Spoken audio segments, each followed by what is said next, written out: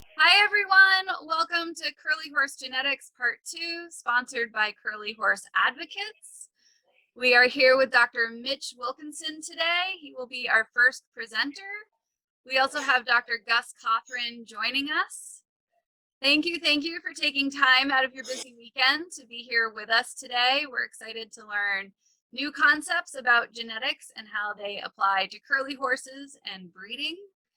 First up, we have Dr. Mitch. I'm going to just read a little intro for Dr. Mitch, and then I will let him take it away.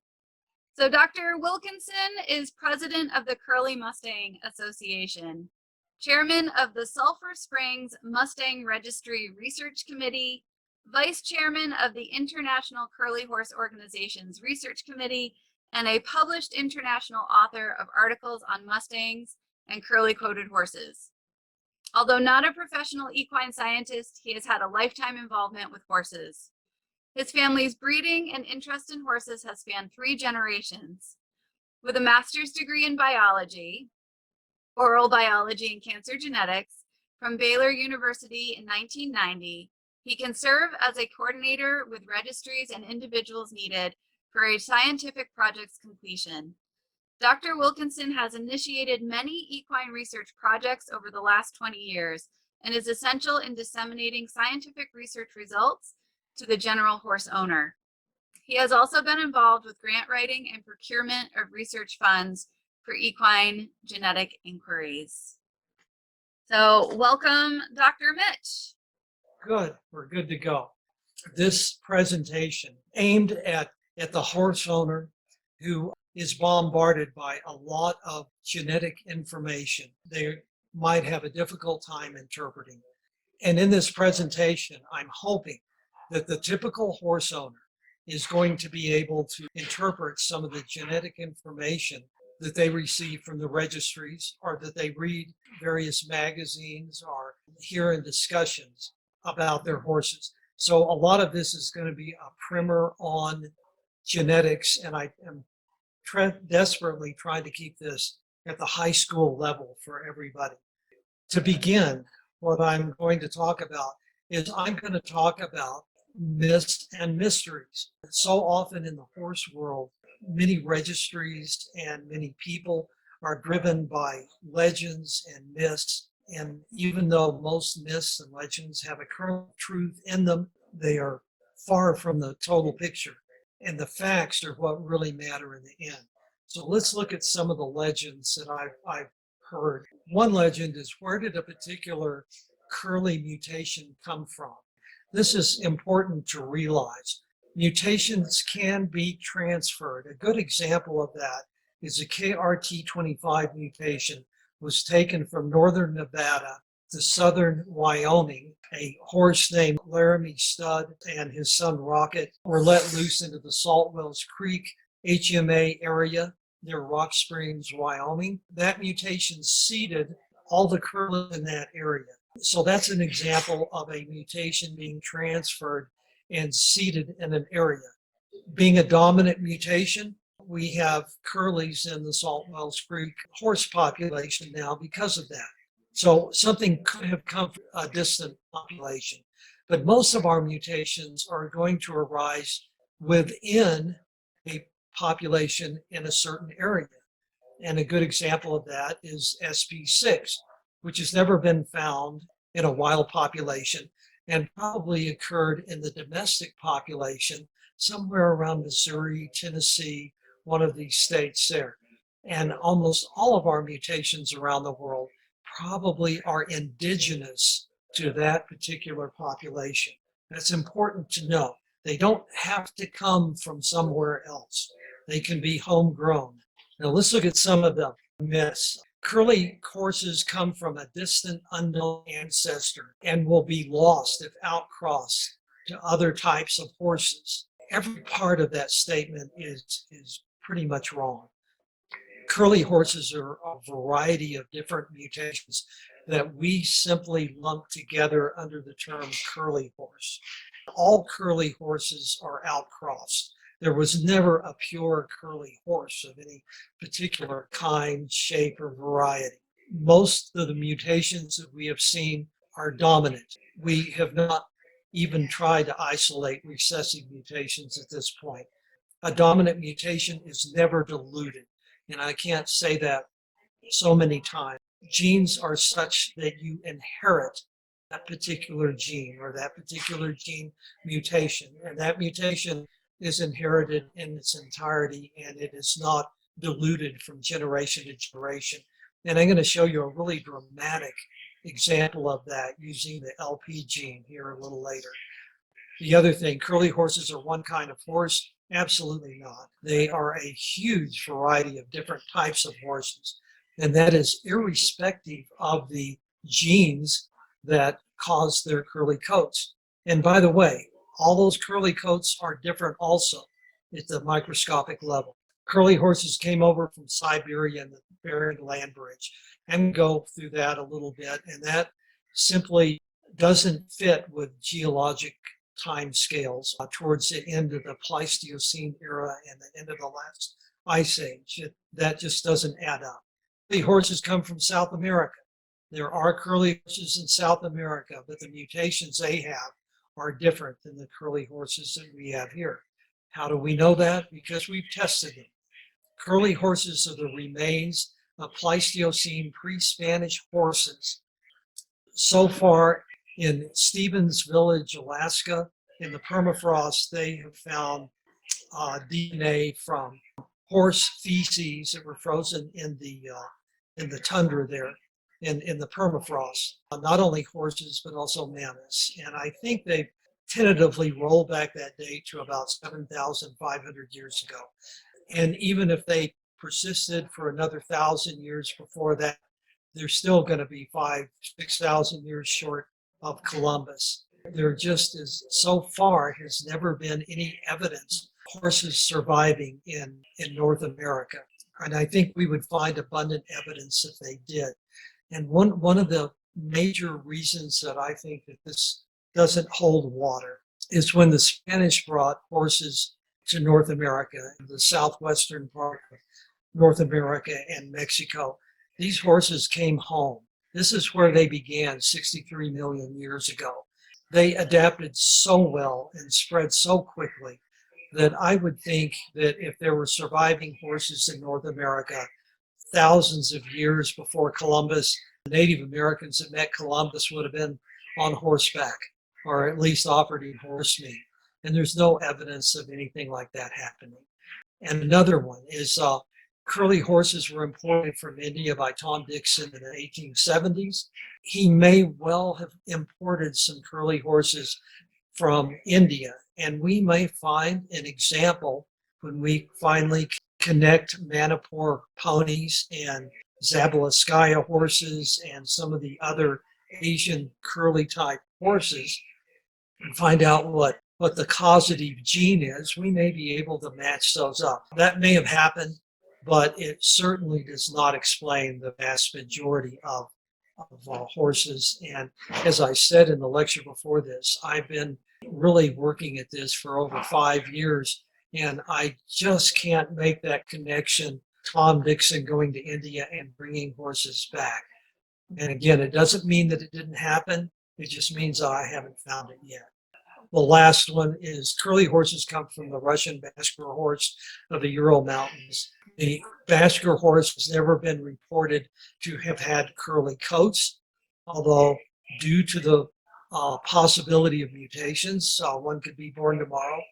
One may have been born in the past, but that particular trait wasn't carried on. But in general, Bashkir horses have never been known for having curly coats. And this particular theory came from a cartoon early curly breeders in Nevada saw, and it was a knockoff on Ripley's Believe It or Not. It showed a curly Bashkir horse, which was actually mislabeled in the cartoon, and everybody jumped on it. And that's why we have a registry and why you have Bashkir associated with curly horses. But there's absolutely no connection. The most predominant myth that I see is the Beringia Myth, that these horses came over from Russia. Okay, and here's a time scale from the National Park Service, and Beringia exhibit in Alaska. And 20,000 years ago, Beringia was absolutely a huge landmass because so much of the water on the earth was locked up in glaciers. Beringia itself, the land between Alaska and Siberia, was larger than Texas. It was 1,000 miles across. It was huge. And people actually lived on this land and hunted and had their babies and built their homes and things like this. And the horses that they hunted and the mammoths that they hunted went back and forth and lived their entire lives on this particular landmass. And then towards the end of the last ice age, the glaciers began to melt. And at 18,000 years ago, you see that it shrank about and lost about a third of its land. And then at 11,000 years ago, where the red arrow is, there was only a very small connection between the two continents. But people and animals were probably still moving across that small connection. But at 10,000 years ago, the two land masses were completely separated. Migration for animals no longer happened. Now, admittedly, 10,000 years is a drop in the amount of biological time and geological time. It's just a blink of an eye, and therefore Canadian timber wolves are the same as Siberian timber wolves, and wood bison in Alaska and the Yukon are the same as wood bison in Siberia. Grizzly bears in Canada and Alaska are the same grizzly bears that they have in Siberia. The animals haven't changed very much. Unfortunately, though, most of the megafauna died out in America, and about 8,000 years ago, you see it as it is now. Strangely enough, a little group of mammoths were trapped on the Diomede Islands and on Wrangel Island. They existed right up to fairly modern times, but finally died out, I think, about 1,000 years ago. But the megafauna in North America in general did not survive this change in climate. And here's a slide of the mammoths and the horses around then. And a great many animals did not survive. In the fuzzy background, you can see a giant ground sloth. And there were dire wolves, and there were types of bison that had extremely large horns.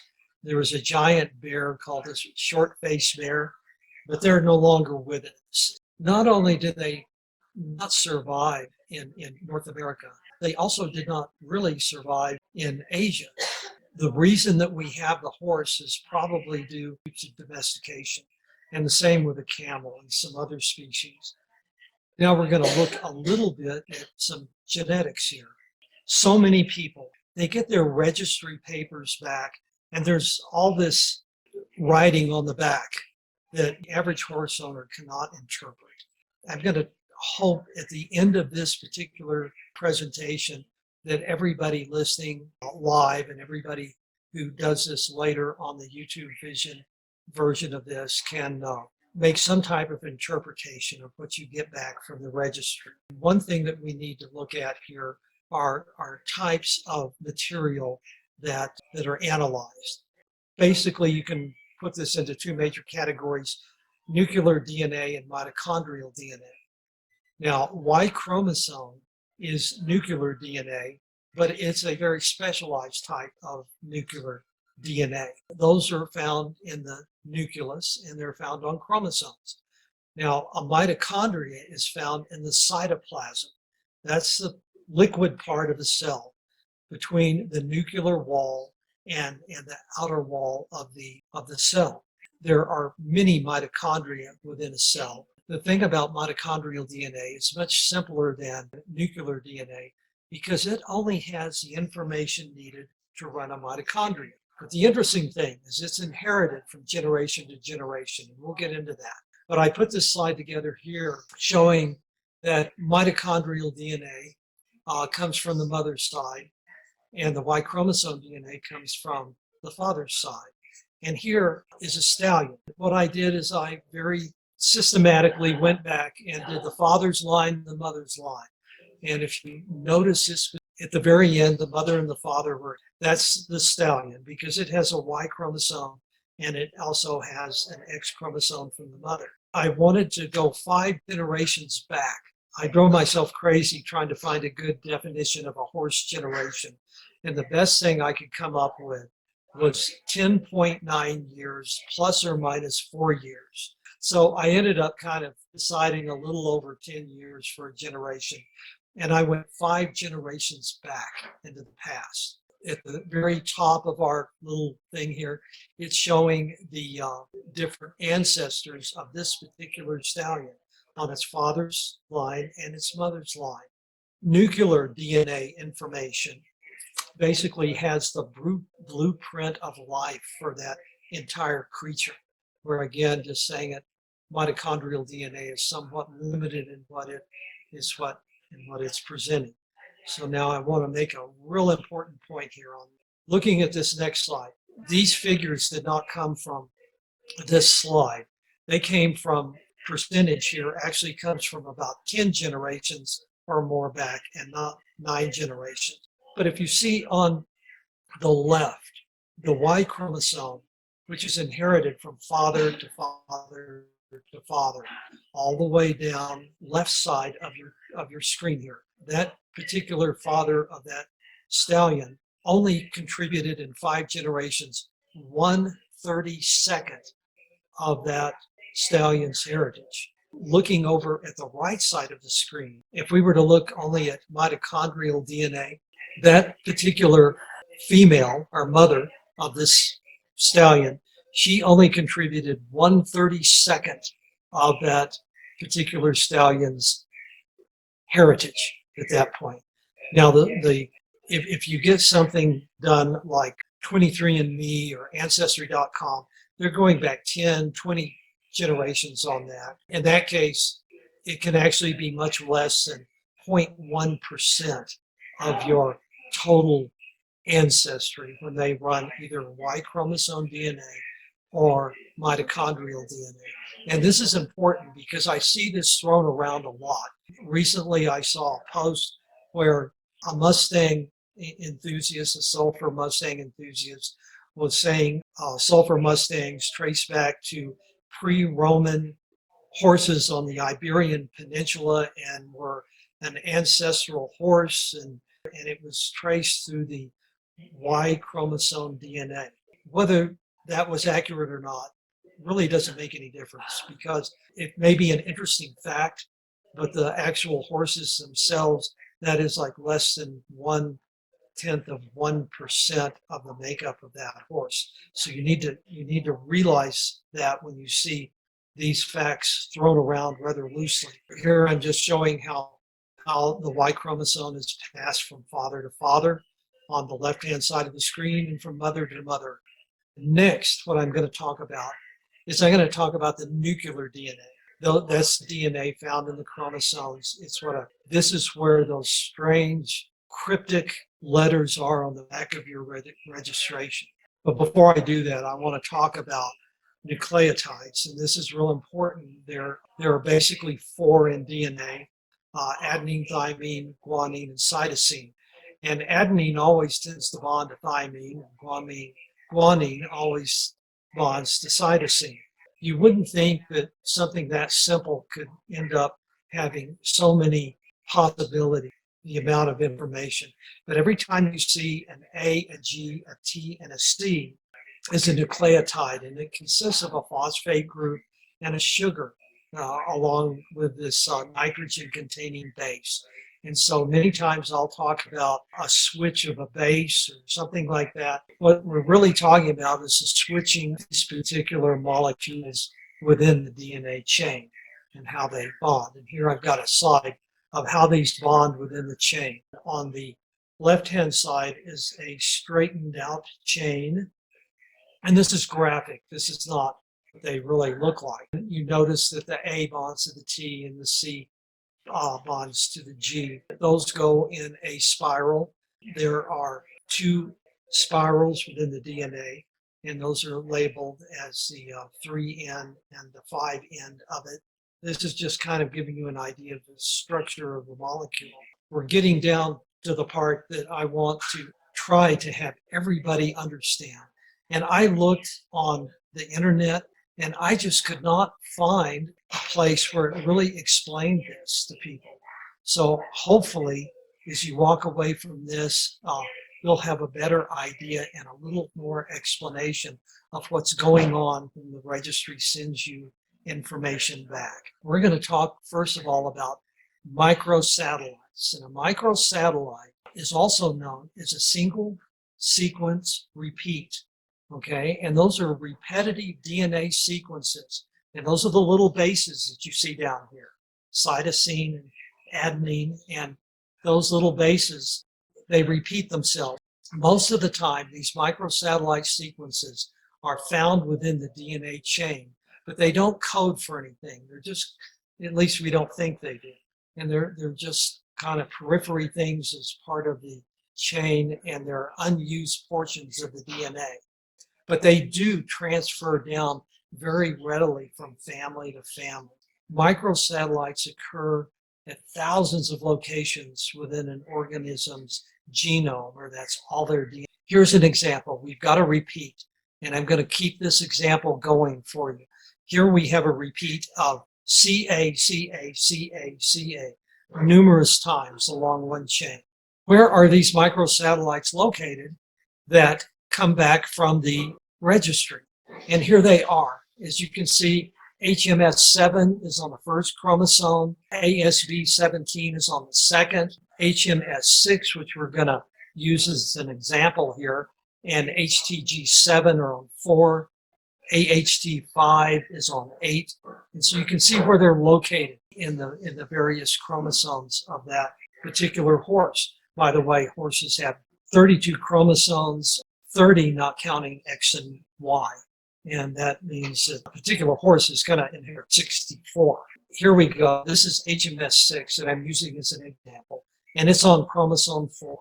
And this was the example that we had before. They had a convention in which Dr. Cochran was actually part of this because he served on that board. The number of repeats of a particular microsatellite assigned letters. With other animals and people, they're designated in different ways. And each variation is classified by a number of repeats, and it's called an allele. So that is a version of that microsatellite. It's an allele, okay? And you can look this little chart up on the internet.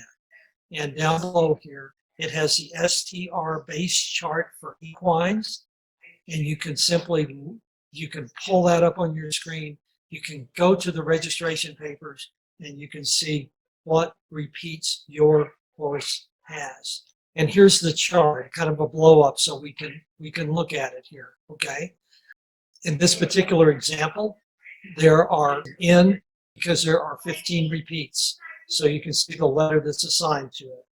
And this, in this next one, this is what comes back from the registry. And I took the registry information from the University of Kentucky on HMS6. If you look up here where the red arrow is, she inherited an L, which is 14 repeats of the GT sequence. And that gets the letter L. And she inherited that from one of her parents. The other parent gave her P. That's why there are 2 for each one for each parent. Now, if you look at ASV2 over there, it just has a Q. That means that there was a Q inherited from both parents. ASV2, she inherited a Q from mom, a Q from dad. On HMS6, she inherited an L from one parent and a P from another. And that's the number of repeats. So the L is 14. I'm showing this again just so that you can take another look and see that STR-based chart. The National Institutes of Standards and Technology, and you can look up the equine STR-based chart, and you can know what the numbers mean for your horse. Now, the other important thing is how to use these numbers. One of the biggest uses of these numbers is parentage, and this works for people, for horses, for dogs, whatever.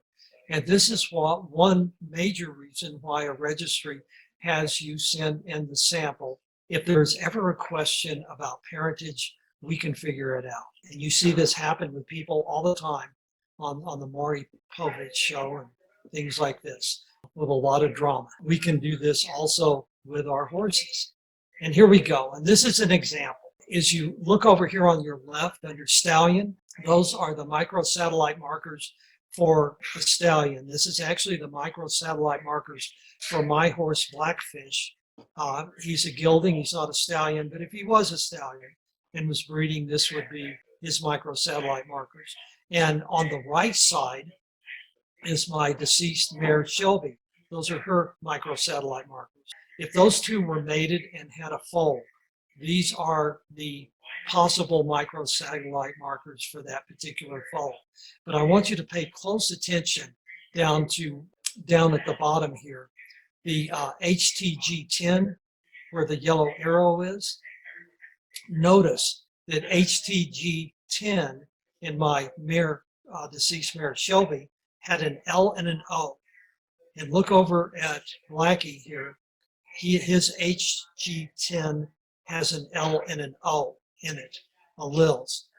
That means that a foal between those, just looking at that one marker, could have two L's, it could have two O's, it could have an OL. But when I look down at the foal, there is an RO, and neither parent had an R. That means that that stallion is not the father of that foal. And that's how we can prove that. And that's why registries demand that so that you can tell whether a particular horse was the father of that horse. So that's really important, really good at establishing identity. And I know a lot of you will adopt horses, maybe possibly buy a curly horse from a auction, and you have no idea about that horse's background. And so we can go back and establish identity. These microsatellite markers, the human version of them, are good enough not only to prove parentage for an offspring, but they're also good enough to send you to prison for 20 years. It's like 1 in 2 million or something like that odds that any particular horse would have the same set of microsatellite alleles. And therefore you can track that horse down and establish his identity by those microsatellites that you see on the back of the registration. That's a very good use of that. Now we have 2 other uses for these, and Dr. Cawthorn is going to go over these. And the most important is going to be the Ancestry association test, and he's going to be going over that in some detail with you, because there is a great deal of misconception about Ancestry association tests, especially with mixed horses like curlies. You can look forward to that in a few minutes. Here are 2 populations that are fairly close. These are horses on Grand Turk Island and sulfur horses in Utah, both of Spanish descent, we think. And they have about a little less than 15% of the alleles in common between the 2. And then I did a comparison, sulfur horses and Arabians, which are not related. And I came up with a little less than 10% on that. So that tells me that's only a difference of 5 percentage points between these populations. So most horse populations, as far as the alleles on microsatellites that we're using, are fairly close. There's not a dramatic difference between 2 populations of horses that we can make some educated predictions on, not enough to nail something down solid. So we need to keep that in mind. Microsatellites can be used in principal coordinate analysis, and it's a statistical method that converts data into distances between items on a map or a graph type visualization. And here we have something that pertains directly to curly horses. I was under the impression that the McKays and some of the early miniature curly breeders or pony breeders used a lot of Shetland ponies. And I found out later that I was mistaken in that idea, that they actually chose grade ponies based more on size than breeding. When Dr. Cawthron ran this for me, the Shetland ponies in blue, over here in the yellow squares are the curly ponies that we had samples on. And admittedly, we didn't have a lot of samples. But I want you to notice one thing here, that the Shetland ponies clustered together. And that means that those particular horses are genetically similar to each other. Where if you look at the ones in yellow, the curly ponies descended from Curly Jim and Gentleman Jim. They're scattered all over and don't really cluster. Now, we do have that one horse that came fairly close to the Shetland ponies, and he may have had a high degree of Shetland in his particular background. But ponies that were derived from Curly Jim couldn't be classified as a population because they do vary so much. And so we need to keep that in mind. And in the third lecture, I'm going to have a solution for that for future. And here's another principal coordinate analysis. And this is with sulfur mustangs. The majority of sulfur horses are genetically similar to each other and form a cluster that you see in green. But a couple of them that were in that sample were very far away. We call those outliers. I question whether these particular horses are sulfurs. Come to find out, the one that is the furthest outlier, which has a large red arrow, we did a little bit of investigation on that. It actually came from the edge of the sulfur HMA and actually is probably a horse from a different HMA that got rounded up. But the BLM, because it was rounded up in a sulfur roundup, the BLM labeled it a sulfur, but it's not. And so we can use these techniques to decide whether a curly is a member of a particular group of curlies or not. So this is very useful. And that's done with microsatellite. And here's some examples here.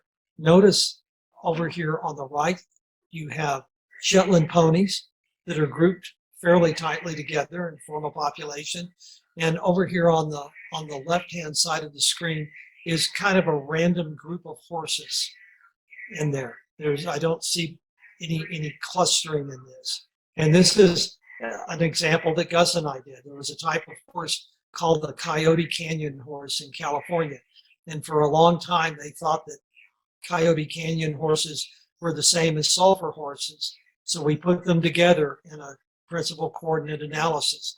Now, we only had 5 Coyote Canyon horse samples. When we paired them with the sulfurs, you see the sulfurs are the yellow squares on the right-hand side of the screen. They cluster together, which means those horses are genetically similar. And then if you look at the left-hand side, the blue squares, the Coyote Canyon horses, we only had 2 that were similar. And those could have been father and son or something like that, because these were all stallions. And the others were pretty scattered. Now with 5, you can't really make huge amounts of determination. This is showing that there was a lot of diversity, and the Coyote Canyon horses may not be a population. They may just simply be a random group of horses, but they're certainly not related to the sulfurs. So all these can be used with our curlies, and this is all microsatellite data. We're going to talk about mutations. Now, mutations it's not about giant man-eating spiders. It's not about mutant ninja turtles. Actually, the turtles did pretty well with that mutation, because when you think about it, they can speak at least 10 or 20 human languages around the world. They went from eating bugs to eating pizza, and they became superheroes. So whatever mutations these particular turtles got, they certainly upgraded their station in life. You shouldn't think of mutations as being bad, because mutations are the driving force of life on Earth. We're not mutations. Different animals and plants and life forms could not adapt to changing situations. If they were static, because the Earth does not stay the same, the environment does not stay the same. If the animals cannot adapt to those changes, they would go extinct. Mutations allow animals to adapt to their environment, which is changing. Some mutations are good, some mutations are bad, and some mutations are neutral. Mutations in themselves are not bad. Now, the most common mutation that we find in our horses is called a SNP. It's a single nucleotide polymorphism. A SNP is a change in one of the letters, one of the nucleotides in the chain. And I'm showing an example here. We would have a single letter that is a switch or a substitution, and that's called a SNP. It's a single nucleotide. It's the most common type of mutation.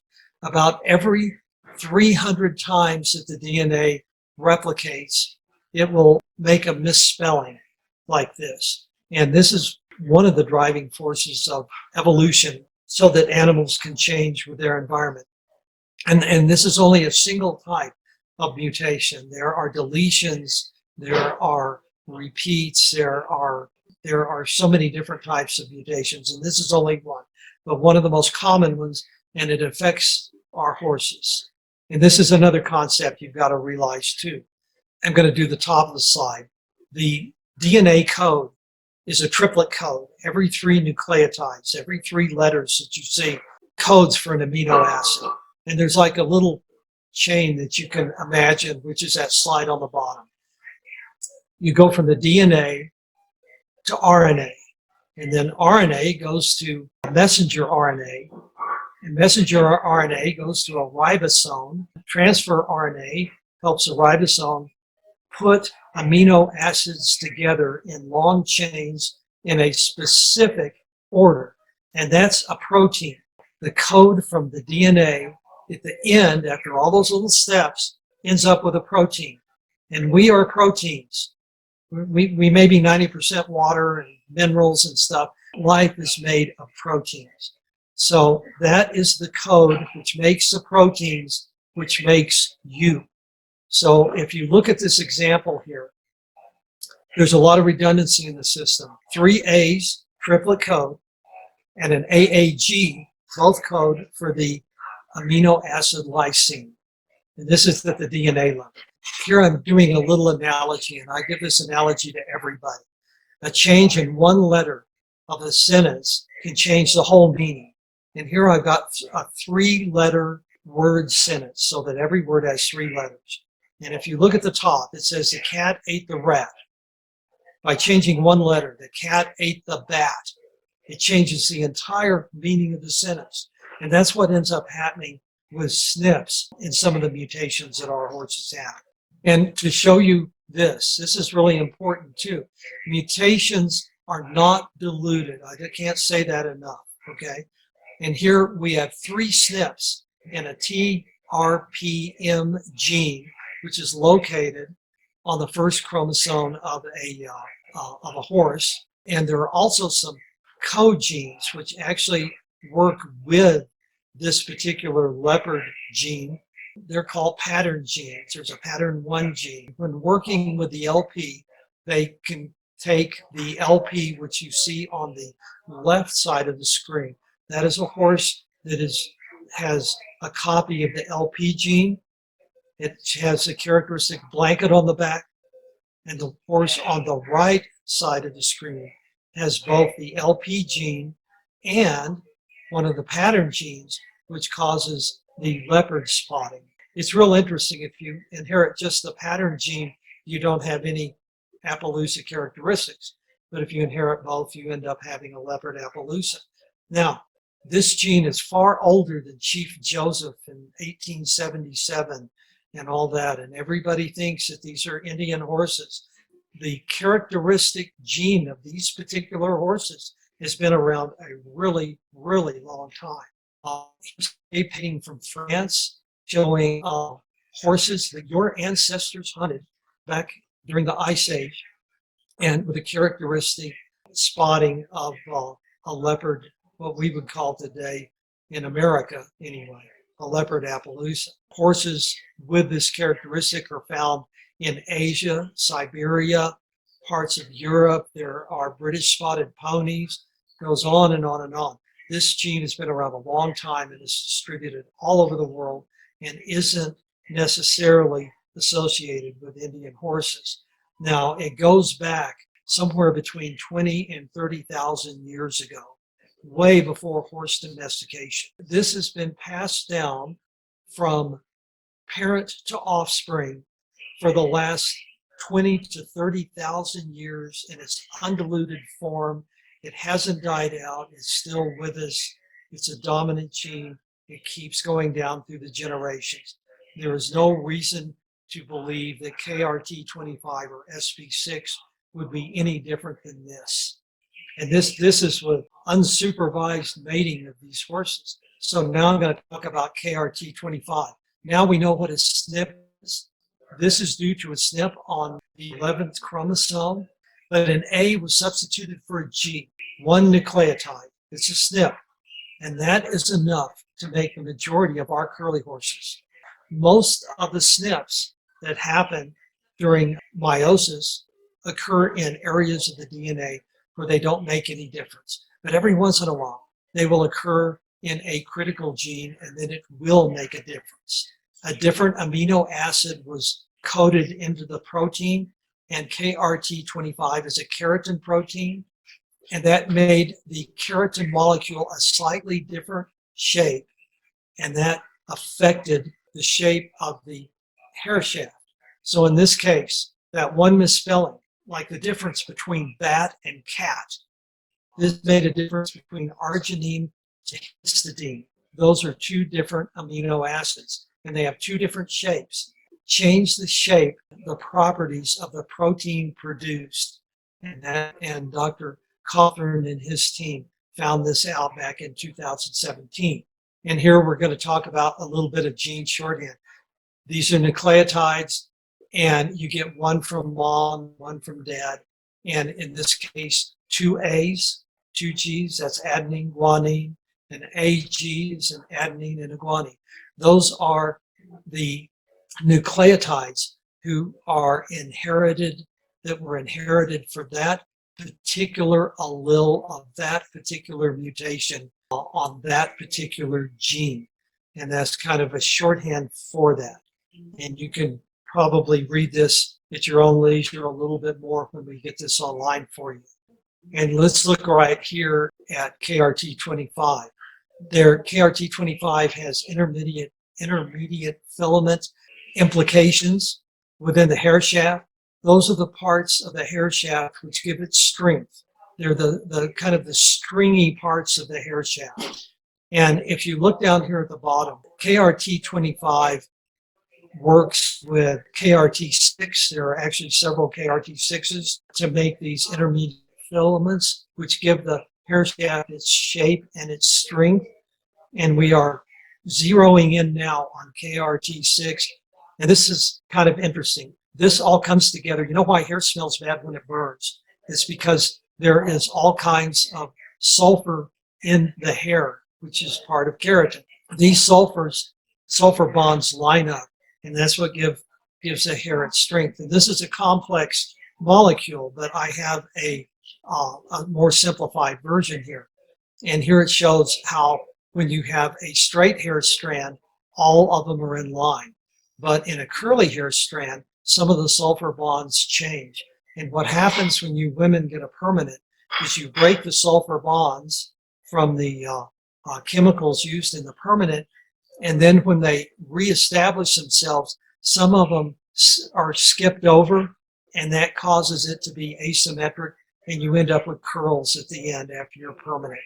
And if you look over here on the right side, curly hair versus straight hair. The curly hair comes out of the epidermis at an angle and actually makes a little swirl, and straight hair is straight. Shape of the follicle matters, and here you have a little chart of that. This is something to realize. KRT25 is not due to the shape of the follicle. It's not due to the angle of the follicle to the epidermis. That's SP6. KRT25 works like your permanent in the beauty shop by changing the shape of the hair shaft itself, not the follicle. And we're going to go on and talk about the other major mutation type and what it does, which is curly gym. And that was begun sometime around 1956. They don't know where this horse came from, never been found in the wild. That particular mutation probably happened during domestication. There were actually two of them. One died by an accident catching itself in a fence. A fellow named Johnny Brooks, who was 16, worked with those horses most of his life and was one of the founders of that particular curly line. And now we're going to look at SP6. SP6 is a SNP also, and it's a gene that produces a transcription factor. So here we need to know what a transcription factor is. Transcription factors are proteins that regulate the function of other proteins and other DNA. If it wasn't for transcription factors and regulation, you would simply be a blob of cells. And the place that this happens most importantly is during fetal development. Dr. Mayfield would agree with me on that the transcription factors are such that a small change in a transcription factor, because it happens during fetal development, can make a totally dynamic change in the animal itself.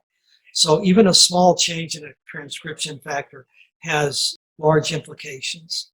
And here I'm going to show you some other transcription factors which are involved with curly horses.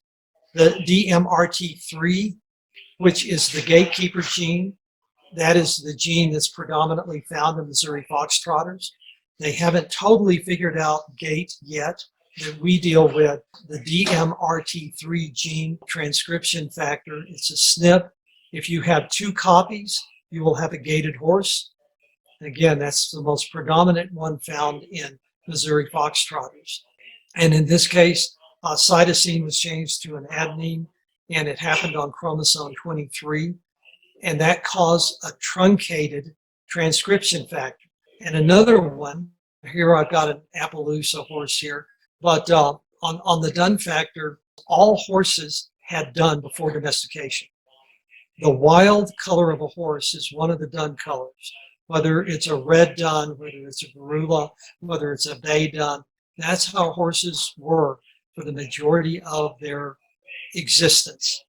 What happened is there's a gene called TBX3, and people tend to refer to it as a TBOX3 gene. There was a SNP that caused that particular gene to be truncated, or a lot of amino acids left out. That particular protein did not have all its needed amino acids. It was short. In this particular case, it was a premature stop codon on that, I think. Gus may correct me on that. This ended up short, and this is what horses looked like for all of the Ice Age, when your ancestors were hunting them. I love this picture here. You can study this a little bit. It also has the old LP gene in there. So some of these horses have a combination of dun factors and the LP gene in here. And this is how that dun factor works. The TBOX3 gene has codes for a transcription factor that tells melanocytes, or the pigmented cells, where to migrate. They tend to want to migrate along nerve endings, and that's why you have a dorsal stripe. And if you do not inherit, if that has been disabled to where there's no instructions on where for the melanocytes to go, you will have a non-dun or a solid colored horse. If that is active, then you will have a dun colored horse. So most of us are riding mutated horses. The mutation is with a solid color. The wild type is the dun. That's what nature wanted horses to be. And apparently sometime after domestication, this particular mutation, SNP, happened, and people thought solid colored horses were cool. They started breeding them. And so now the dun colors are in the minority and the solids are in the majority. And here's a good example. The particular horse on the left that I'm touching his nose, that's a sulfur Mustang, and that is a black horse. That's a Garula horse, and he inherited a gene for a black color. But this particular horse also inherited the dun factor, so his TBOX3 gene is still active, and it told all the melanocytes where to migrate, and he has that dun color. Now, this other sulfur Mustang has the the T3 mutation disables the migration melanocytes, and he inherited the black color, and he's a black horse. Now, these horses have the same base color. It's just one has a dun factor, one doesn't. The solid black one has the mutated version. The Grula over here has the original wild version. And we see that in our curlies. So transitions factors are really, really important. And here we have the curly Gym mutation. Again, it's a misspelling of a single letter. A T was substituted for C on the 11th chromosome. And if you look at the right, that changed the hair follicles for that horse. It did not change the hair shaft. This horse did not have a permanent. It changed the shape of the follicles. It changed the angle and of the follicle with the epidermis and put a little swirl in it. And that's why we have the curly Gym type horse. And that's why their hair is strong, because it is not a change in the hair shaft itself. It was a change in the shape of the hair follicle. I get questions about this all the time. For so many years, people have used the term recessive gene to explain a type of curly that they don't know where it came from. And here is a case where we had two straight horses and they have a curly baby. And that has been termed forever as being a recessive gene. Well, maybe it is, maybe it isn't. This is what we need to look at. There is a germinal mutation, which happens during meiosis, which is the formation of the eggs and sperm. That's where all the mutations of our curlies came from. There can be a misspelling, and a new mutation is formed. And because it is in that fold, but not in either parent, that particular fold will carry it on for successive generations. And it's passed on. Now, the parents on their next mating, those two parents, could have a normal straight fold. So that could be a recessive mutation, but it could also be a germinal mutation that happened during meiosis. And how do we know? How are we going to be able to tell? You will be able to tell if that particular little baby foal down there grows up and has an offspring. If it starts passing that mutation on to the offspring, then we know it was a germinal mutation. If it doesn't, then we can look and see, well, that's probably a recessive mutation. But we're not going to know at his level what type of mutation it is. We can only determine that through future generations. And that's what we're talking about here. Probably curly Gym's parents or grandparents had a germinal mutation. We have no idea whether his parents or grandparents were Missouri Foxtrotters, some other kind of horse, but whatever reason, that him and his brother ended up with that mutation. Since there were two of them, I suspect that it will go back to the grandparents and not the parents. And he ended up, and just as I was saying, he carried that mutation down through future generations. So we know it was not a recessive mutation. And now, this is real important here. I have crosses here. And this is really for your future reference on this, this kind of gives you a little guide to how we put these together. Bunny and I put these together, and these are on the ICO website. This is a little unconventional, the way that we did these. Here I'm putting the shorthand version of the genes. So, for instance, that's a KRT25. This particular horse had inherited a substitution on that gene of an A, an adenine, from both the mother and the father, and so it's homozygous. And below is a heterozygous.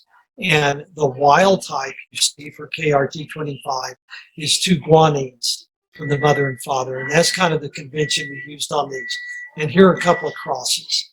So let's say, for instance, and you can look all these up, and I'm going to give you the direct link here on the next couple of slides. Here we have a heterozygous KRT25 mated to a heterozygous KRT25. And here's your Punnett square. And down below are the odds for each one.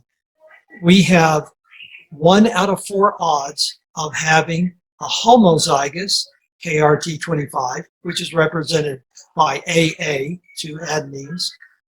We have a 50% chance of having a heterozygous KRT25, which is in red and represented by an adenine and a guanine, getting an adenine from one parent and a guanine from another. And we have a 25% chance of getting the wild type, which are 2 guanines, would be a smooth coated curly and not have a curl at all. In part 1, I talked a lot about how many dual gene curlies there are out there, and there are one heck of a lot of them. And if you take your dual gene curly and you mate that to a heterozygous KRT25 curly, this is about as close to going to a roulette wheel as I can think of. You end up with some incredibly complex Punnett square on this, quite a few odds. I think on the next slide I've blown that up. You have a 12% chance, or 1 out of 8 odds, of getting a KRT25 homozygous and a wild type SP6. 1/8 odds of getting homozygous KRT25 and a heterozygous SP6. You can go down the line. You have a 1/8 odd of getting a dual gene, a 1/4 odds of getting that particular dual gene. Finally, you have a 1 out of 8 odds of getting a straight. And this is as close to spinning that roulette wheel and throwing your marble in as I can think. Okay, so when you start breeding dual gene curlies, it's almost impossible to predict what the fold is going to be. That lesson on that. And here's a link. Put together 12 typical crosses so that you can plan your breeding on this. Now, at the end of my thing here, I want to say, where do we go from here? That's going to be part 3. We're going to present this probably in the fall. And one reason we're presenting it in the fall is I'm going to try very hard to get Dr. Philip Spanenberg as well as Dr. Cothran together on that. And this is how we can work our way out of the position that we're in. What we have now is a rise of the generic curly horse, which means all the different types that we discussed in part 1 have been all mixed together. We have all kinds of mutations mixed in there. We have all kinds of different types of horses mixed in.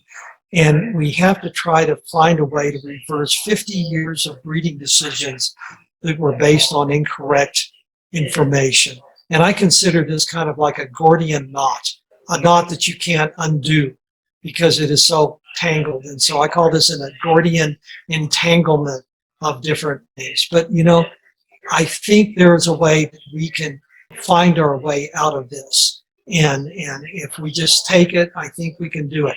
The basic quality of curly horses has been deteriorating for quite a long time, conformation-wise, coat-wise, by almost any standard. And that's because we ended up having so many of the genetic curly horses in the population. And that wasn't anybody's fault, because the decisions that were made were based on information that wasn't available at the time. Only recently we come up with this information. I'm going to end my presentation here and leave it to Dr. Cothran to explain about ancestry tests, which are very misunderstood. And I thank you for your attention. Thank you, Dr. Mitch, for presenting all of that information. It just completely changes how we relate to our curly horses and how we see them as a quote-unquote breed. So thank you for sharing all of that. So welcome back to part 2 of part 2, Curly Horse Genetics. And in a minute, we're going to have a presentation from Dr. Gus Cothran. Dr. Gus is a clinical professor emeritus of the Department of Veterinary Integrative Biosciences. He's been involved in research involving genetic mapping, genetics of specific characteristics such as coat color or hereditary disease, population genetics, and conservation genetics of rare equine breeds. Dr. Cothran was a 4-time chair of the International Society of Animal Genetics, the Standing Committee for Thoroughbred DNA Typing Standardization, and a past chair of the Equine Standing Committee of ISAG. He is currently with Texas A&M University in Texas. With that, Dr. Gus, we'll turn it over to you. Take it away. Thank you. And just to let you know, it'll be about 90 degrees here today and about 90% humidity as well. So you definitely don't want to be here today. Okay, so as Mitch told you, I'm going to primarily focus on the ancestor testing that we do here at A&M. I'll try to just explain how the testing works and what it actually tells you. So let's go. The form on the right is the actual DNA microsatellite type. What we have here are 16 different microsatellite systems. This part here, it's like VHL20, that is the actual name of the microsatellite system. These are all named after the laboratory that discovered them. So VHL20, it stands for Van Haringen Laboratory, which is in the Netherlands, and it's the 20th one that they discovered. Not every one that is discovered is very useful in routine types of genetics, although most of them had some involvement in the horse gene mapping exercise. ASB stands for Australian Stud Book. HTG is actually the laboratory in Sweden, and I don't know the Swedish words that are abbreviated as HTG.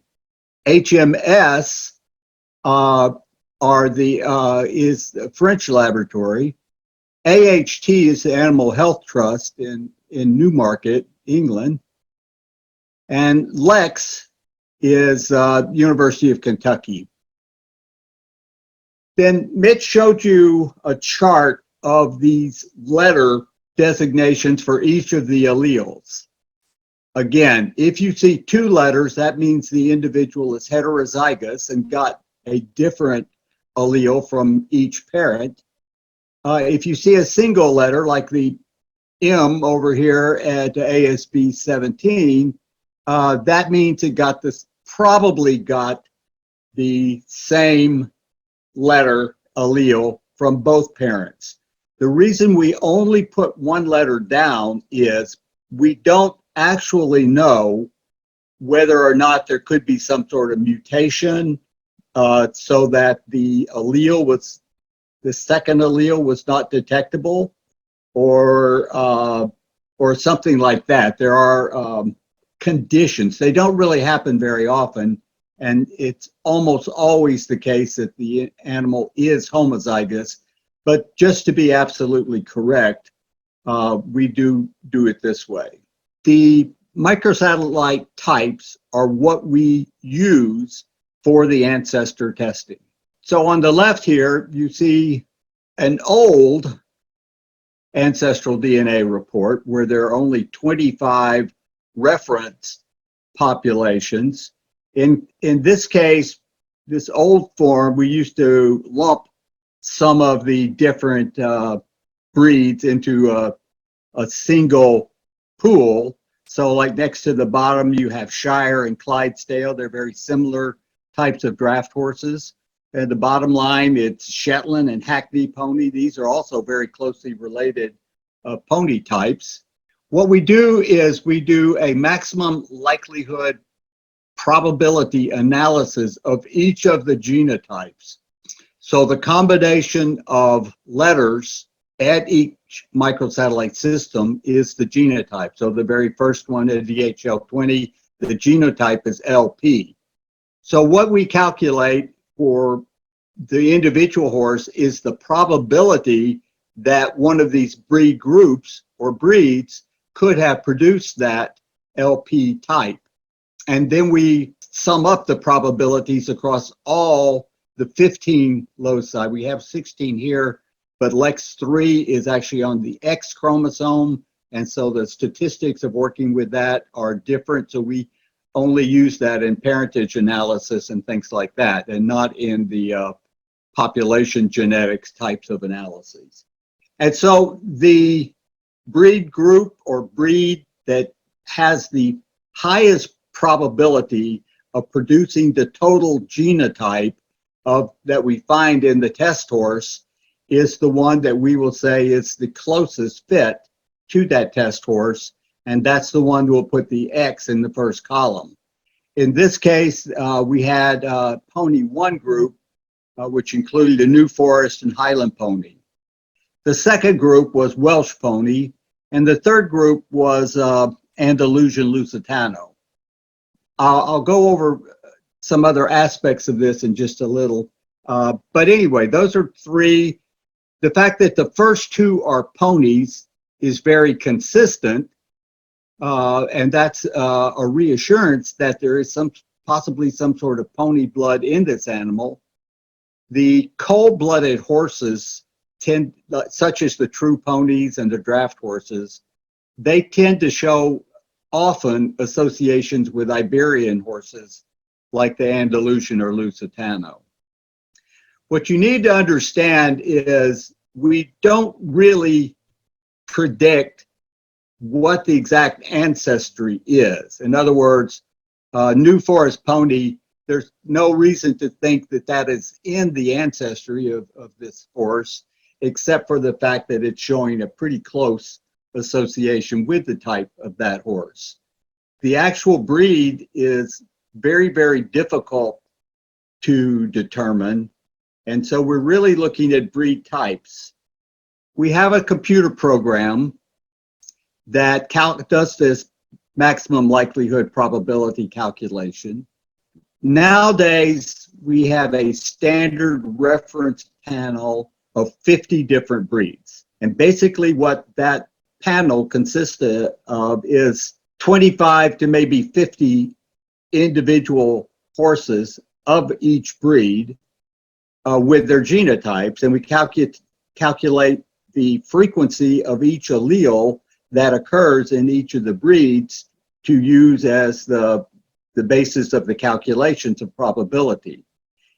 It's similar to the Hardy-Weinberg proportions, which we won't go into today, maybe sometime in the future if there's interest in that. But the probabilities are very, very small, which is why we don't actually report the probabilities.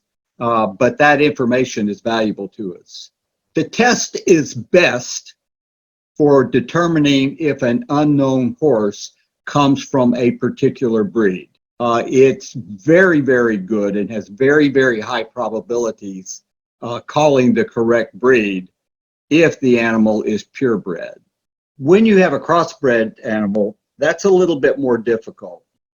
And the reason for that is that we are looking at the probability of each of the genotypes. So if you cross two breeds of horses that don't share any common ancestry, or at least not any close common ancestry, then that crossbred horse is going to have a genotype that doesn't occur in any of the reference breeds, or maybe not in any of the reference breeds that are involved in the cross. And it might occur in some other reference breed, which is why sometimes with crossbred animals, we get very strange results. It is important that we report three types so we can look for that consistency that we saw with the two different pony hits on the previous type. The more breeds involved in a cross, the more unusual the genotype at some of these microsatellites is going to be.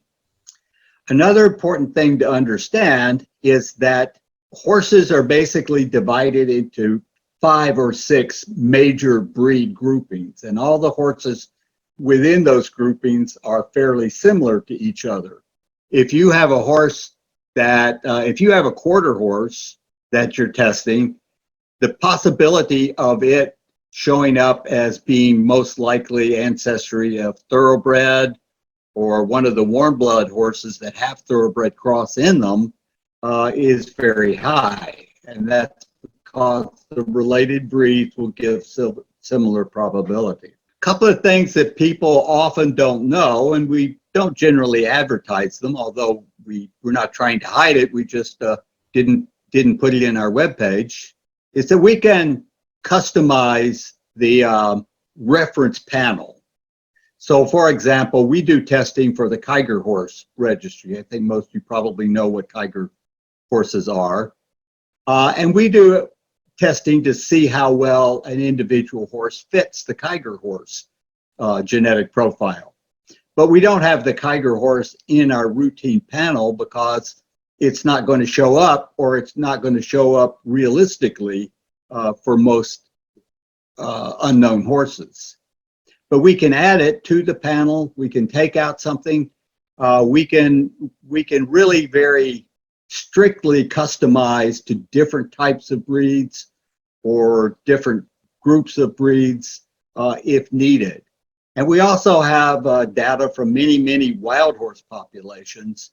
I can't really use that testing from the wild horse populations in many cases because that data is actually owned by the Bureau of Land Management, and we would have to get permission to use that. But sometimes we do use it on some other things just to check. It's the kind of thing that we will keep to ourselves, but we can still give you some information. And we have data from probably about 250 or more different breeds of horses from around the world, and over 200 different wild horse populations. So we can really customize the ancestry test if someone needs it. We routinely report on the 3 breeds that have the highest probability of that unknown horse coming from. But we could do more. We could do 6. We could do 8. Once you get beyond the first 3 and really beyond the first 2, the reliability of that particular probability is fairly low. And then, as I said, we do see, when we look at the results of our analysis, we do see the probability. So that if we see a horse that maybe is actually an Iberian horse, but it's coming up with some sort of Arabian horse or something like that as one of the high first 3 hits on the ancestry determination, we can see that probability and determine whether it is actually likely or whether it's just kind of a spurious correlation. So again, that gives us an idea of how good the fit of the results is.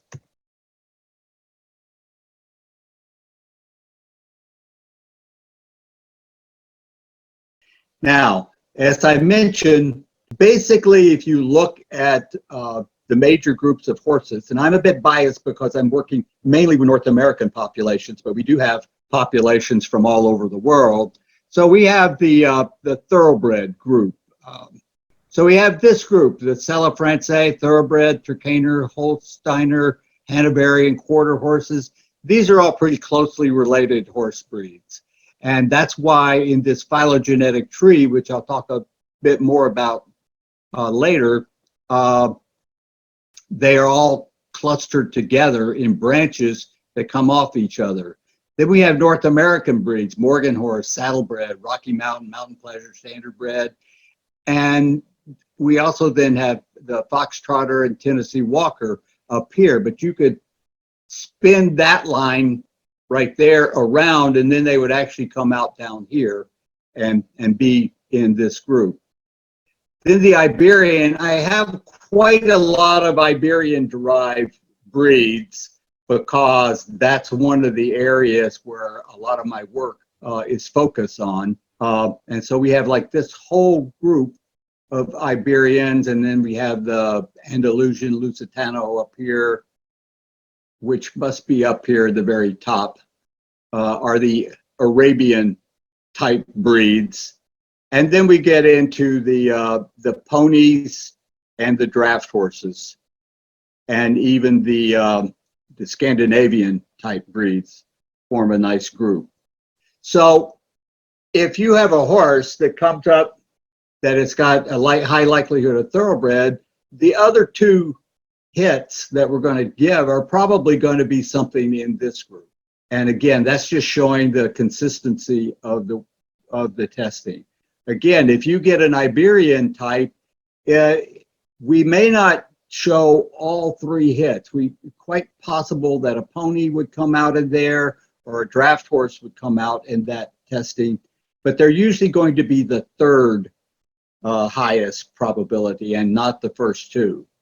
Again, if you're testing a pure thoroughbred, you may not know it, but if it is a pure thoroughbred, it's almost certainly going to hit the thoroughbred as its top fit, and then some other kind of warm blood cross as the other fit, as shown here by the Holsteiner and the Tricaner. These are horses that have thoroughbred cross in them within the last 50 to 100 years. At one time, Holsteiner and Tricaner were a bit more different than they are now, but there's been a lot of thoroughbred-based improvement in some of those breeds. Now, the pure Arabian, again, the Arabian comes out as the top hit. In this case, the Andalusian is coming out second. This is probably Andalusians we are using in our reference panel are North American ones. And if we use ones from Spain, probably would not have hit that. And then the Turkoman is another breed that is in the Arabian group. Again, those are things that are pretty reliable when we're looking at something that's likely a purebred. Now, with the crossbreds, again, it kind of depends on what kind of cross you do. So in this case, we've got a horse that is a Missouri Foxtrotter and quarter horse cross. In this particular case, but those two breeds show up as the number 1 and 2. The Tennessee Walker is closely related to the Foxtrotter, so that's probably why it's coming up number 3. Again, unless you get all three hits as closely related, it's usually safe to disregard the third place hit, the third column hit. Okay, a Suffolk thoroughbred cross, now that's really quite different because you're crossing a draft breed with a thoroughbred. In this case, again, the Suffolk came up first, the thoroughbred came up third, and the Tricaner came up second. So having the crossbred thoroughbred breed is actually more likely to show up as a good fit than the pure thoroughbred in this cross, because again, you're going to get genotypes by combining Suffolk and thoroughbred genomes that just don't actually occur in either one of those breeds. And so something else that is a cross is likely to come up. And again, the more breeds that are involved in a cross, the less likely we are to get a good result. In this case, if we had all of these different breeds in there, we would probably get something maybe with the North American breeds, because there's a high proportion of them in here. The Arabian probably wouldn't actually be one of the top 3 hits. It might be in a top 5 if we look that deeply into the analysis results, but we probably would not do that unless there was a reason for it. Now here's a type for a curly Gym curly horse. In this case, the expected types would be the Missouri Foxtrotter, because we know that a lot of the curly horses, the curly Gym horses, have a Foxtrotter ancestry. Tennessee Walking Horse, well, it's pretty close to the Foxtrotter. In this case, quarter horse came out as the top hit, but Tennessee walking horse did come out in this ancestry, and a warm blood, and this is an old analysis, as you can see, because there's only 25 groups in the reference panel. This might be different, but this some sort of warm blood. Again, that's an association with the quarter horse that's got they have a lot of thoroughbred in their background. And so we're getting some consistency there, but it's not exactly what we're hoping for. Many of the curly gems are going to have more than just these couple of things in their ancestry. So that's maybe not surprising to see. It just kind of depends on what the history of that horse is. Oftentimes with parents and offspring, you will see similar results, and you often should, but it depends on, in this case, we've got a father and son. How different this one might be would depend largely on what the mother is, but it should be sharing ancestry. And again, we're getting the Pony 1 group here, the Welsh ponies coming up, and illusion in this one, we're getting Paso Fino. Well, those are both Iberian ancestry, so that's good. And then the third place was a Oriental type breed, not the Arabian per se, but the Turkoman, Akoteki type thing. And that one doesn't show up at all here, but it might have if we reported out to the fourth place. And again, this is just outlining that, very specifically listing the breeds that came up without looking at them on the form. And I guess here we're just getting to see the horses involved in this. Fishy Boy was the father, and Backfish is the foal, the son. And they may not look very much alike based on coat color, but we do see the definite signs of shared ancestry. Now, one of the very important tools that we use in some of our analyses are what we call a dendrogram, which means a tree diagram. And the techniques we use are phylogenetic analysis, so we usually call it a phylogenetic tree. The way a phylogenetic tree works is basically the things that are most similar to each other, and you can assume relationship based on similarity, although that's not always the case. But in this case, F and G are very close, and so they are pairing up, and then E is like F and G, but not, it's less close to F or G than those two are to each other, and so it's put on the outside. And again, we see the same sort of thing here with H, I, and J. There are different ways you can do these trees, and most of the trees you're going to see that come out of the analysis that we do, consensus trees. The calculation of a phylogenetic tree involves some random inputs of the different populations into the calculation of relationships. And so different runs of a phylogenetic analysis are going to give you slightly different trees. So what we do then is build a tree out of all the different runs of the phylogenetic trees that we go through. Typically, we're going to do at least 100 different phylogenetic trees and get a consensus of that. And we're going to get a number at this point that tells us how good the fit of these relationships that we're given are to each other. What we lose in this kind of analysis, our tree is actually going to be much, much better, but we lose the actual distance. And so you can calculate the phylogenetic tree. A single run of a phylogenetic tree is going to have variations in the length of each of these branches.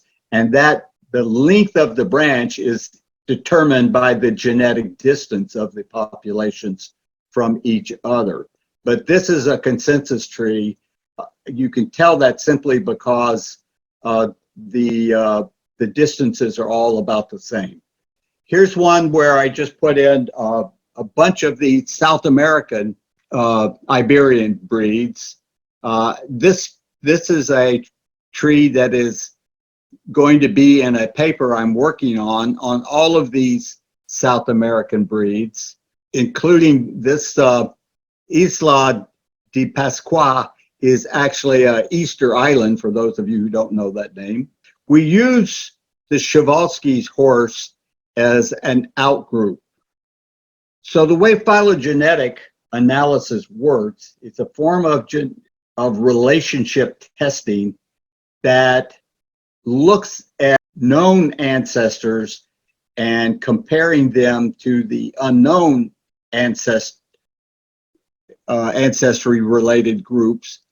And it assumes that the animals that are maybe closest out here to the outgroup are showing common genetic traits for all of the horses. So the further back the branch connects to the tree, the more ancestral the type is, although we certainly don't consider Easter Island horses ancestral to Peruvian Pasos or Chilote, small horses from Chile, and some of these other things. That's just the fact that we're looking at breeds which are modern combinations of different horses that are all related to each other. So trying to determine what is ancestral to something else is very, very difficult because they're all sharing the same genetic set of variables because they're all the same species and have not been separated from each other for the most part for more than a couple of centuries at the most. And so again, what we get with this is a group of populations that are more like each other than they are like anything else. And these are called clusters. And you see that there are very distinct clusters. And then you have like a split cluster here. Again, this is a consensus tree because you're just going back a certain number of distance in the tree, but it is not actually reflecting how far away this Moroccan barb is from all the rest of these. You can get that through other types of analysis, but it's not shown here. In this case, we're trying to look at possible origins of different curly horse populations. And in this case, we're trying to see how well the curly horses from Argentina might be related to other Iberian or the Argentine Criollo, which we do have data from. And as you see, it fits in with other Iberian breeds, but it's not close to the Argentine Criollo. So that's telling us some information. It's indicating that these horses are not derived from the Argentine Criollos, but maybe with some older ancestral from the same general area. And that's it. Could I get some questions? Thank you, Dr. Gus, for sharing all that information with us.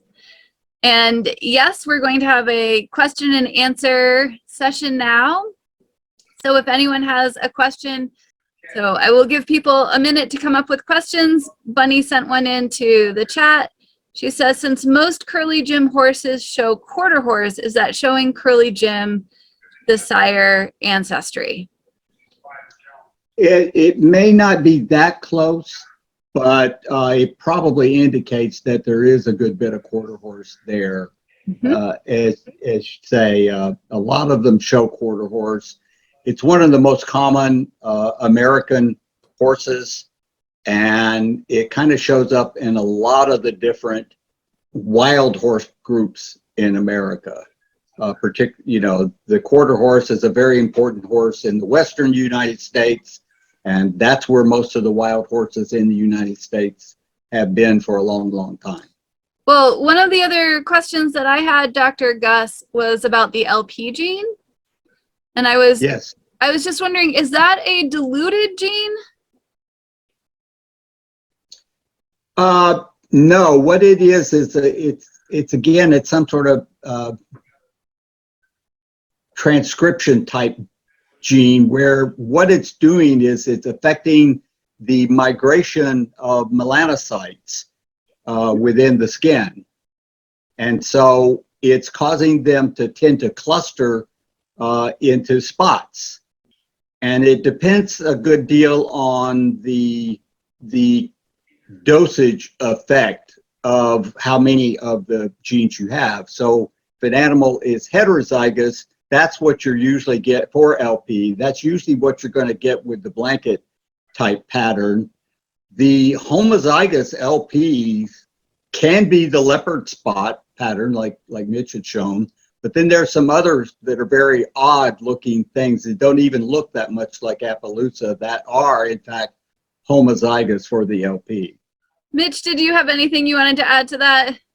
Oh, I'll go to the question that you asked. The LP gene as we know it today has 3 SNPs involved in it. Bree asked me the question, did she think that over the last 20 to 30,000 years that LP gene itself may have had additional mutations, and the one that we see today may be different than the one that existed 30,000 years ago? Yeah, we actually know it doesn't, because we have tested DNA from horses that are 30,000 years old and have the LP gene, and it's the same sequence as the modern LP. So somehow that combination of mutations, possibly selectively favorable, but not overwhelmingly so, which is why it was quite common 20,000 years ago. And then, of course, it kind of disappeared. But that was after domestication that it declined in frequency, because many people that bred and raised horses didn't find that pattern desirable. It must have had some sort of selection, favorable selection coefficient to be as common as it was back pre-domestication. And maybe it's some sort of camouflage. Well, Dove typed in a good question. He said, while the presentation was going, I pulled a parentage DNA report for one of the horses to view as a sample. It shows 15 genetic markers or locus, while Texas A&M report showed 16. Is there variability in the way labs do these reports? The variability lies in the panel of markers they use. And the difference is usually something like that, 1 or 2 different markers in the panel. The vast majority of the panel are the same across all the different laboratories, no matter where they are in the world. But what happened is, and Mitch mentioned this, I was the chair of the committee that back in the beginning of DNA testing for parentage chose the set of microsatellites that every lab should test for. And that was about 9 at that time. And there was a commercially available set of microsatellites that you could buy the primers, the PCR primers for. But that set, the company that made those primers quit making them, basically. And another company came in. And what the new company did was they took the core microsatellites and systems and put that in their kit, but then they added a couple, and it's kind of fun sometimes to know the history of things. But for example, some laboratories, and I think they're using the Finmark's kit, have a a system named HMS1 for essentially every breed except standard breds. HMS1 is almost useless as a parentage marker because it has very low variability. But for standard breds, it is quite a good marker. It gives you a lot of variability and therefore power in parentage analysis. And it just so happens that the guy who was the head of the parentage testing lab in Canada at the time lobbied very hard for HMS1 in the kit, and they put it in. But we don't test HMS1 simply because it's not of much use. We use pretty much the same set of marker systems that we used after about the third year of microsatellite testing. And the reason we have kept those is that it's for consistency, and to a large part, consistency in the research data set. If you have 10 marker systems, you have plenty of power for determining parentage, unless you're working with something like Frisians or Cleveland Bays that are very highly inbred and therefore have less variability. But even with those, you have 99.9% efficacy with a set of 10 markers. The one thing, though, that is most important is that all the labs report the alleles exactly the same. And so Mitch was going over a little bit about these letter designations for alleles. The alleles are based upon the molecular size of the PCR product that we're analyzing. And that's in terms of base pairs. So a typical microsatellite, the typical allele is going to be about 250 base pairs in size. The intermediate size for a microsatellite allele at a given system is given the name M. And then the bigger the size, you go up the alphabet, the smaller the size, you go down. So if M were 200 base pairs, L would be 198, and N would be 202. Interestingly, and it's unique to the horse, that all of the microsatellite repeats are 2 base sequences, such as Mitch showed as the example, the CA, CA, CA. The variation is in the number of repeats that you have. In something like cows or dogs, you use a lot of 3 base repeats. So CAA, CAA, or something like that. And in some organisms, they actually have good 4 base repeats. There are reasons in terms of testing quality, how that works. That's not really much of an issue with modern technology because we have very sophisticated machines for testing them.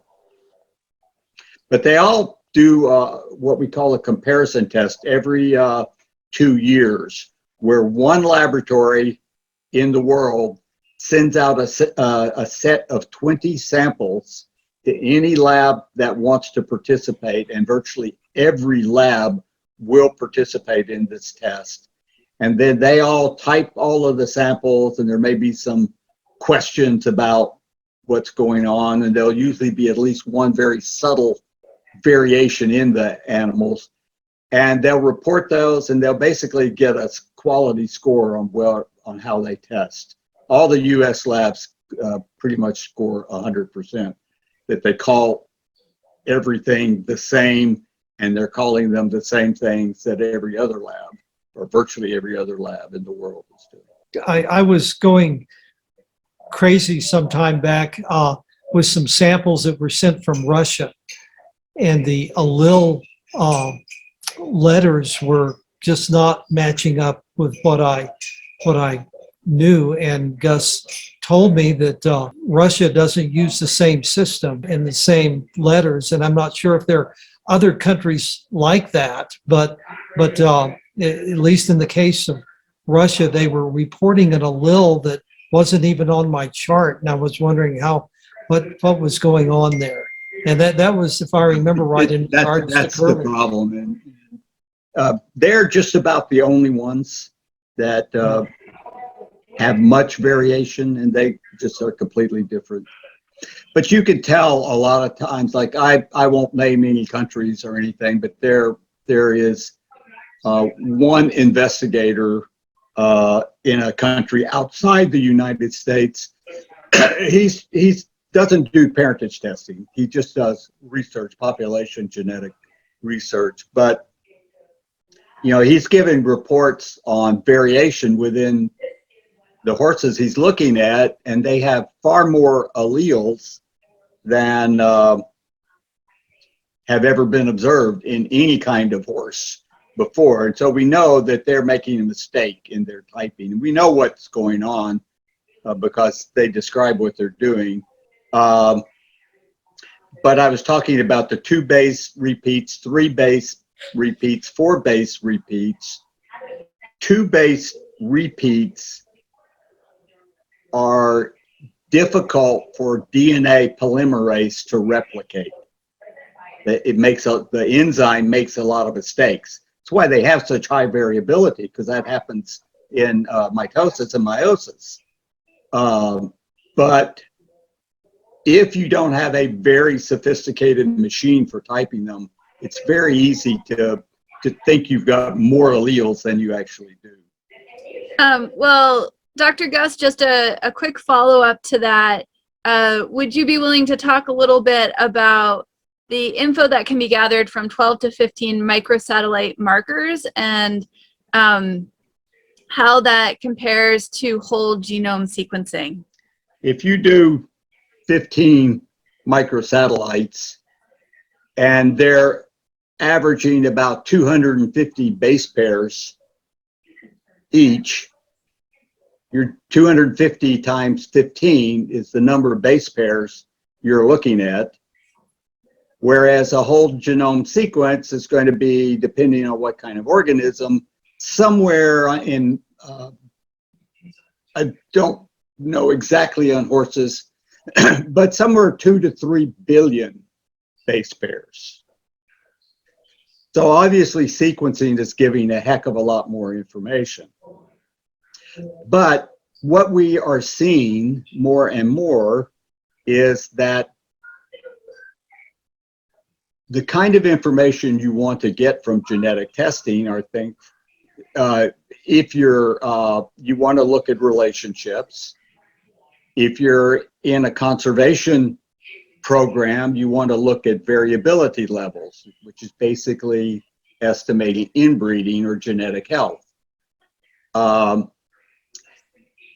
The representative group of samples that we, or information that we get from 15 microsatellites actually compares quite favorably to 650,000 SNPs or even whole genome sequences. So we've worked on a population of wild horses that we did the 15 microsatellites on, and just by chance, because the scientist was interested in getting some wild horses like these, a fellow named Ludovic Orlando in Toulouse, France, did an analysis of some of these same horses. And our results show that these horses showed greatest resemblance to barbs, Middle Eastern, North African barbs. The whole genome sequencing showed exactly the same thing. So it's a lot cheaper to test 15 microsatellites in every way, not just the initial cost of the data, but storing the data, analyzing the data. So if you're getting the same answer for that kind of test, then the microsatellites might be the way to go. But there are other things you do with whole genome sequencing, such as find the mutation that causes the trait you're interested in. It's a lot better for that. That makes sense. Thank you. We had another question from Tiffany. And Tiffany, I'm going to ask your question, but I'm also going to let you know that I think to some extent it was answered in Curly Horse Genetics Part 1, which is up on YouTube if you search for it. But Dr. Mitch, I think this is a question for you. Okay. Tiffany's question is, if curlies are technically crossed breeds that share the desired curl genes, why are we trying to separate them into categories? Wouldn't that promote inbreeding? Two things. First of all, not all mutations are compatible with each other, and all mutations give different coats. And so we need to be aware of the different mutations when we're breeding. And the other thing is curly horse types that are out there came from completely different origins and were completely different types of horses. Just off the top of my head, you have the Northern Nevada Mustang type horse. Then the Demelis took that and added Arabian and Morgan and multiple other horses to improve that. You had the Southern Wyoming Rock Springs, around the town of Rock Springs horses that were seeded with KRT 25 from Northern Nevada. That's a different type of horse.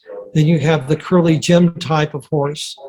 Even a non-horse person can look at a Northern Nevada Mustang from the Demeli breeding program, tell that that's a completely different animal than a Missouri Foxtrotter type curly Jim horse. So we have all these different types of animals that went into one large pot, and that happened because the original founders, for better or for worse, thought that all curly horses were descended from the same type of horse. And until about 2016, most people thought there was only one type of curly gene. So over the last 50 years, we've ended up with these mixes that probably, in many cases, shouldn't have been mixed. And we have some types of curlies now that are very good curlies, like Krista has with Karma. And that type of curly is dying out because they weren't realized that they were different, and they were left behind in the breeding. So, and that's a perfectly legitimate type of curly and very good curly. And we need to try to preserve these. So the reason that we need to distinguish between the different types is basically preservation of those types. Because when we put them all in a big pot and stir it up, we're going to lose all the rare types of curlies by doing that. And that deprives future generations of that type of horse. And one of the implications of that is, and this hasn't been studied very much at all, but the allergy part of the horses, a person will be allergic to one curly and not allergic to another. And that makes a lot of sense, considering that these curlies are different animals with different mutations, with different coat dander because of the mutations. And so that would be denying people in the future the opportunity of owning a horse if they had a horse allergy. So all these things are important. And that's why I've been working so hard to distinguish the different types of curly and how important it is to try to preserve them. I hope that answers your question. And I might just add one thing here, and it is something from my own experience with curlies, is that we want to be able to develop a test and identify the mutation for these different types. First of all, that might tell us something related to allergies, if nothing else. It might also help to identify which types are incompatible. And just distinguishing the different types, when we first started working on what led to the identification of the KRT25 mutation, we found that very quickly. We found the mutation, but when we started testing our whole panel of curly horses, you know, roughly, I don't know, 30–40% of them were said to be curly horses, but they didn't have the KRT25 mutation. And finally, somebody told us, we asked, and somebody told us, well, the ones that don't have it are wavy, not curly, they're wavy. And so we realized we were actually working on two different things. Unfortunately, the folks in France only had the keratin 25 based horses, and they weren't seeing that, and so they were confident that they had it, but we almost didn't pursue that simply because we didn't know we had two different genes going on, and it was, of course, the SP6. Dr. Mitch, would you add a little bit about the comment about promoting inbreeding? Like, how do we preserve all of these different types without ending up just inbreeding all of these horses? Absolutely, and that's going to be the third topic of how to of the third lecture on how we're going to get out of this dilemma that we're in.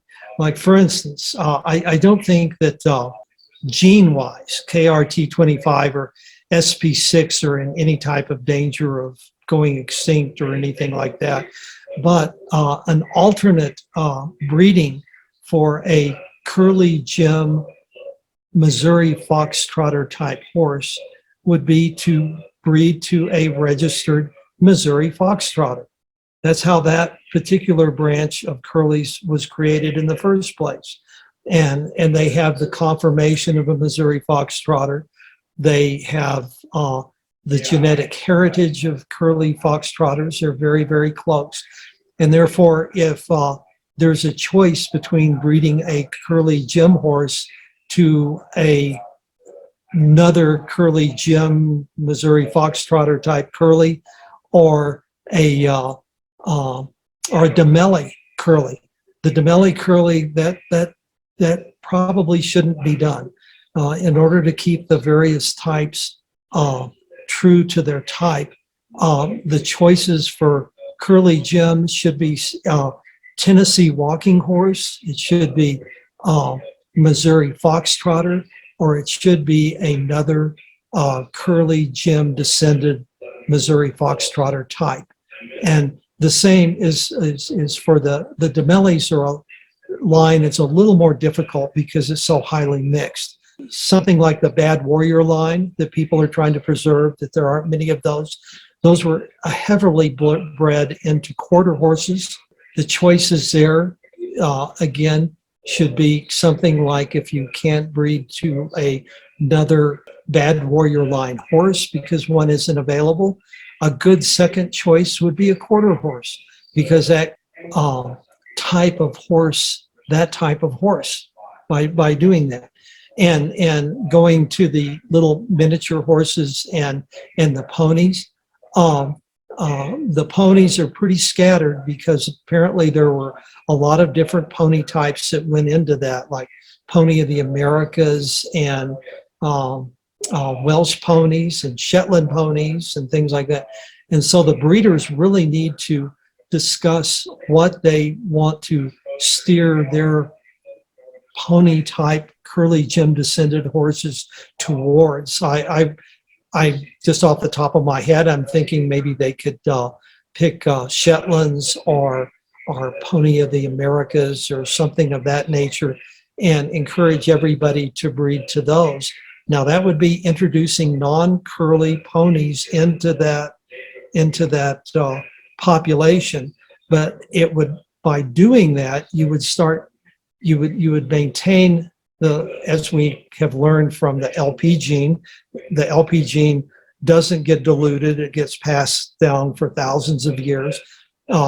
you would have the curly gem, the SP6 gene present in there, but you would start bringing a disparate group of horses into more of a cluster to where they would be the same genetic type. If you could just get all the breeders to say, okay, guys, let's kind of concentrate and let's put in some Shetland ponies or whatever they decide to that. And the same with the miniature types. And we can go through all the various curly types like that, and this obsession, and I call it an obsession, breeding curly to curly has led to a lot of problems. I think with Karma, for instance, the Cook line, the Demelli horses are somewhat close to quarter horses, you know, and the Demelli horses are close to the Cook horses. So a good match on that. If somebody had a Demelli line horse that was born without a curly coat, it's a straight coat horse, that would be a wonderful match with Karma, because it would basically keep the same type of horse in there, and you would have a 50-50 chance of passing on that Cook gene. And so that's why and that all this is going to be somewhat the topic of this third lecture of how we can save the various types and how we can kind of climb out of the little hole we dug for ourselves over the last 50 years. I hope that answers your question. So, Dr. Mitch, if I could attempt to paraphrase that, part of what you're saying there is, rather than being obsessed with breeding curly-coated horses to curly-coated horses, look more at the type of horse and breed a true type. And if they get curls, great. And if not, they're still a good horse of that type. But you also have to keep in mind the mutations, because we have so many different mutations. So, you know, we don't want to try to mix mutations. Now we do have one mix that we know mixes well, the KRT25 and the SP6, but we really don't know about the others. Okay, and so it's a two-edged sword. We need to keep the type of horse consistent, and we need to keep the mutations somewhat separated. And if you wanted to breed a Demelli descended KRT25 horse to a curly gem SP6 horse, it makes a nice horse. There's nothing wrong with that. But that horse isn't of any particular type. You can't say it's a Missouri Foxtrotter. You can't say it is an improved Northern Nevada Mustang, which is what the Demellis are. It's somewhere in between. It's a nice horse. It's a cool horse. But that's, and so a breeder needs to keep that in mind. Okay. Thank you. Thank you for that information. So Dove asked another really great question. He said, within the curly horse population, approximately what percentage are KRT25, what percentage is SP6, and what percentage is other or as yet unidentified? Gus, do you want to try that, or do you want me to try it? Because I have no idea. I don't have very much of an idea either. At that. I do know that the vast majority We could get the data. Yeah, we could. I do know the vast majority of curly horses in North America, and you've got to qualify that because it's not true in the rest of the world, that only in North America, the vast majority are KRT25, and SP6 comes in second, and then all the others fall into relatively rare minorities that we're desperately trying to keep from going extinct. So those are that's how, but I can't tell you that in percentages or exact numbers. Maybe Bunny has all that summarized somewhere. If anybody could do it, Bunny could do it for us. And again, it's discussed more in Curly Horse Genetics Part 1, which is up on YouTube.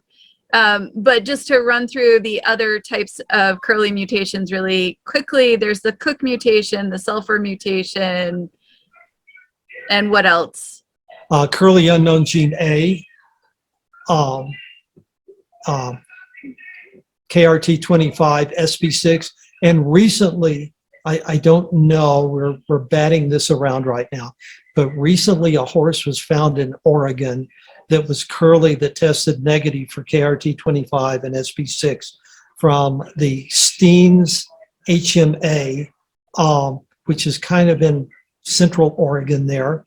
It's quite a ways away from Pendleton and the Cayuse Reservation where the Pendleton curls came from.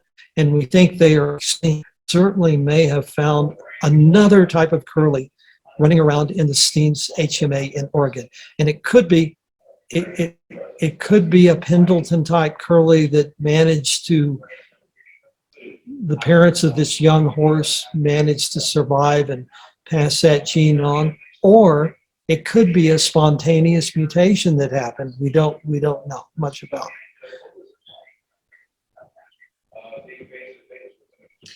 So Bunny typed in, the majority are KRT25.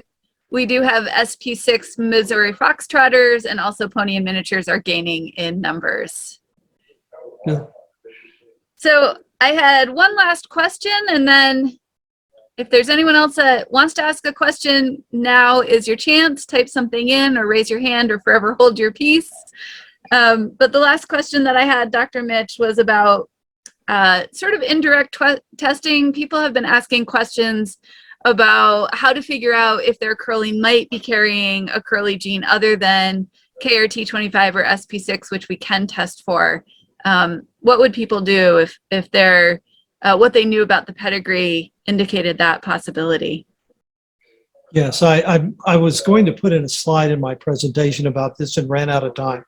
And so when I do the film editing for this, during this section, I'll try to put in a slide as I'm answering this. And we can do indirect testing and get a very good idea what we have,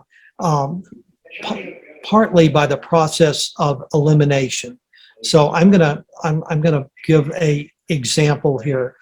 Let's say that we had a horse that was dual gene for KRT25 and Cook, and it had one copy of each, which is a typical dual gene horse.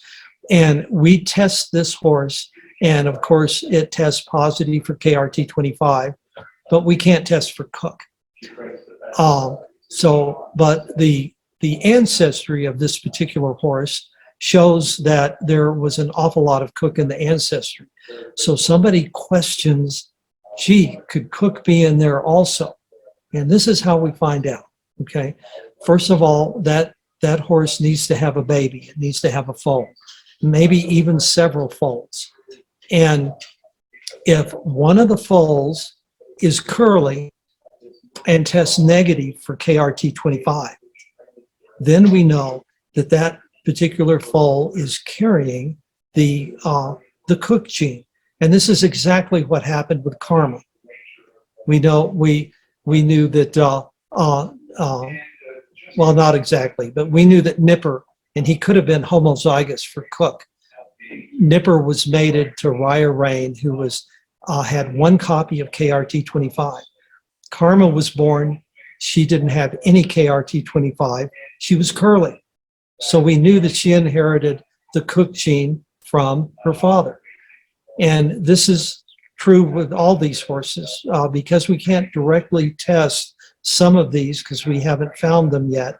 We can indirectly test by looking at the offspring. In the example that I gave, where you had a dual gene horse, let's say it was mated to a straight horse, and that dual gene horse had a foal that was curly that was negative for KRT25. It had a large Cook ancestry in it. Then we know that that horse is probably Cook. And then the second way that we double check our findings on that is to look at the phenotype. and we have a real good indication of what the phenotypes look like. Karma has a very distinctive hair growth curly pattern and a very distinctive phenotype. And if this horse is curly with that particular phenotype, the father had Cook in its background, it tests negative for KRT25 and or SP6, then we pretty much know we have a Cook. And this little pattern of indirect testing can be followed with the other genes, like curly unknown gene A. That is how I found it, okay? And hopefully we're close to being able to test for that. Well, thank you for that answer, Dr. Mitch. And I think we've gotten through all of the questions. So I just want to say thank you to everyone who took the time to participate today, both Dr. Gus and Dr. Mitch for presenting, and everyone else for showing up and giving up part of your weekend to learn all this cool stuff about our horses. And if anyone has attended today and hasn't seen part 1 yet, please go to YouTube and Google Curly Horse Genetics Part 1 and check out the information there as well.